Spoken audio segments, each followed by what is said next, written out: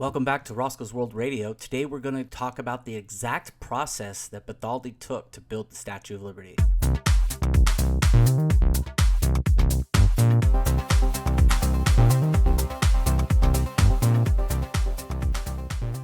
Bartholdi faced a massive challenge. How do you build a 151-foot tall statue that's both durable and light enough for transport across the ocean? Stone was too heavy and solid bronze was too costly and weighty. The answer lied in the ancient metalworking technique called repousser, a French term meaning to push forward. This technique involves shaping metal by hammering it from the reverse side. It all started with Bartholdi's small-scale clay models, then scaled up to the plaster version. The original plaster mosaic finished in 1878 and was about 9 feet tall, served as the primary reference point. From these smaller versions, the most painstaking work began, scaling up to full-size plaster sections. Imagine hundreds of artisans meticulously taking 9,000 separate measurements for each section, then building these massive, exact plaster replicas. Once a plaster section was perfect, carpenters would create precise wooden mold, essentially the negative shape of each piece of the statue's skin. These wooden forms acted as the templates. Thin sheets of copper, only about 2.4 millimeters thick, roughly the thickness of 2 pennies stacked together, were laid over these wooden molds. Skilled coppersmiths then used hammers to carefully pound and press the copper into the exact contours of the forms. This was physical, repetitive, and yet incredibly artistic process. This process was repeated over 300 times. The statue is composed of over 300 individual copper sheets, each one hand-hammered and unique. The true genius wasn't just hammering the individual pieces, it was ensuring that these hundreds of irregularly shaped copper panels would fit perfectly together to form the seamless figure we know today. This required unparalleled precision in every step, from the initial measurements to the final hammering. Once formed, the copper sheets weren't glued, they were riveted together. Using copper rivets formed from the statue's outer skin, each rivet hole had to align perfectly. Additionally, small copper saddles or straps were attached to the inside of the copper skin. These would later connect to Eiffel's internal framework. The entire copper skin weighs approximately 80 metric tons or 160,000 pounds. This immense weight distributed over the relatively thin shell became the choice of the material, and the repousser technique absolutely critical. That's everything for today. Thanks for listening. This has been Joshua Marchant with Roscoe's World Radio. I'll see you in the next one.